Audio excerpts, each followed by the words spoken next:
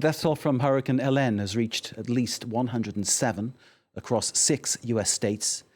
Georgia Governor Brian Kemp said during a news conference the death toll in his state had risen from 17 to 25. It pushes the overall toll to more than 100 people. More than half of those fatalities have been reported in the Carolinas. A North Carolina county that includes the mountain city of Asheville reported 30 people killed there.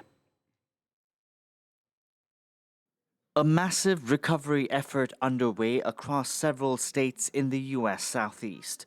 Hurricane Helene knocked out power to millions of homes and businesses after dumping record amounts of rainfall. Officials in the state of North Carolina are calling on residents to refrain from venturing into areas affected by the storm. I want to remind all North Carolinians that conditions on the ground remain extremely dangerous. We ask people not to venture into storm-affected areas, whether to check on property, loved ones, or just to sightsee. Besides endangering yourself, you could also be interfering with emergency responders or repair crews. Hurricane Helene made its way across several states from Friday and throughout the course of the weekend. U.S. President Joe Biden says he plans on visiting the worst impacted areas this week, but only once rescue operations are completed. Biden reiterated that federal resources had already been mobilized. I've directed my team to provide every available resource as fast as possible to your communities to rescue, recover, and to begin rebuilding. The Army Corps of Engineers and the Department of Defense are going to provide all the resources at its disposal to rescue and assist in clearing debris and delivering life-saving supplies.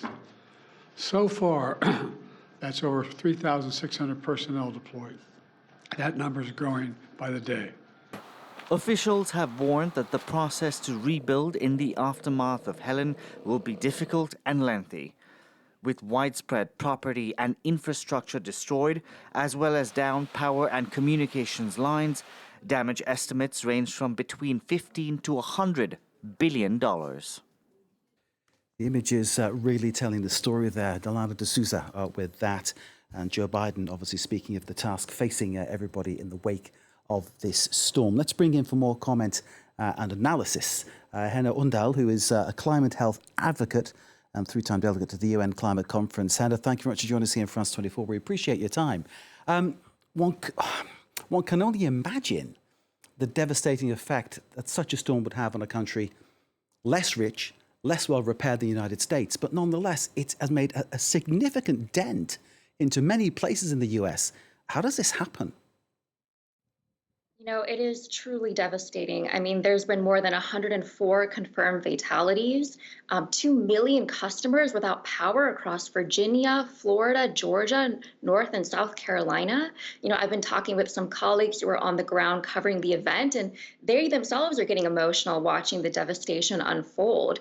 You know, this hurricane made landfall last week in the Big Bend region of Florida. And although that Big Bend region has had 3 hurricanes in the span of 13 months, this is actually the most intense one to hit the area since record keeping going back to 1851. So people are really struggling right now. As you're speaking to us, Hannah, we're showing images of the effect of the flooding, and it is extensive. And as we were saying, the Carolinas in particular very badly hit. Was this a case of the US not being prepared, or is it about the size of the storm?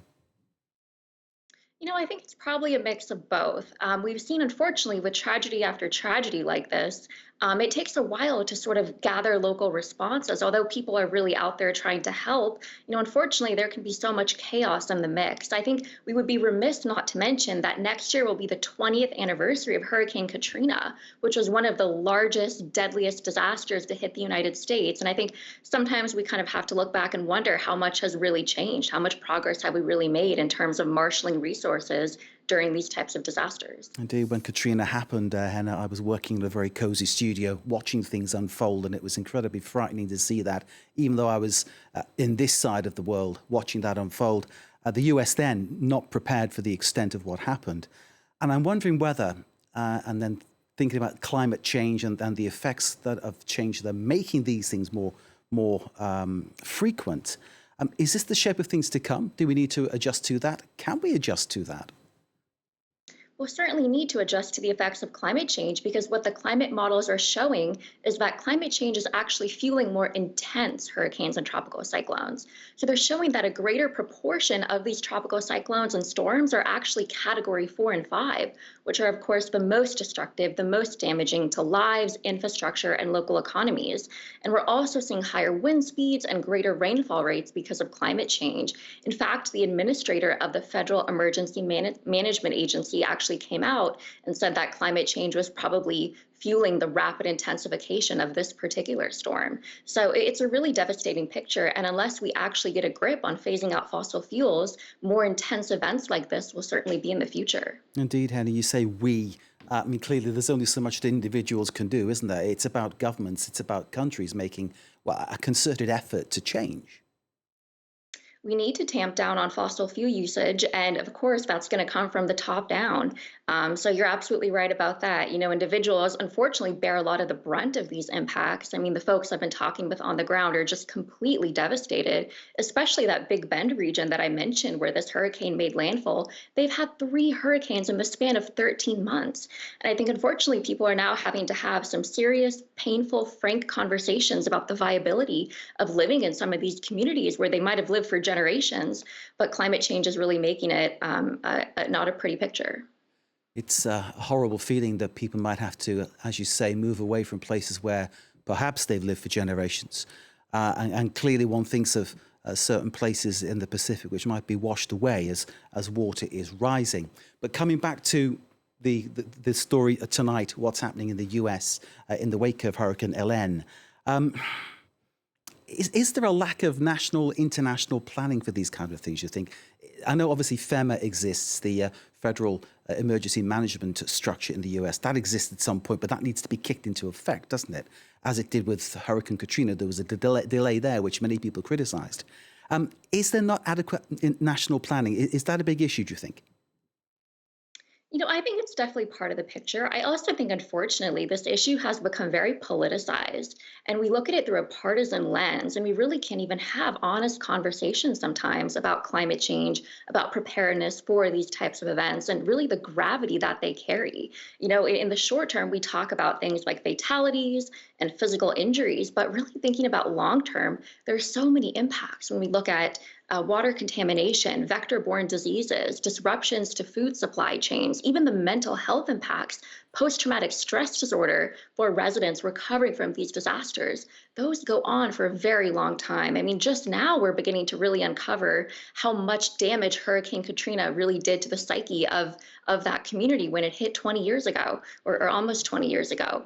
I think these conversations will need to continue to happen for a very long time. Henna, you've just outlined the issues facing all the people in the wake of Hurricane Helene. And thank you very much for giving us your insight into the situation. Henna Hundal, climate health advocate, as you heard, and 3-time delegate to the UN Climate Conference. Thank you very much for joining us here in France 24. We appreciate your time. Thank you. Thank you very much. We will look for all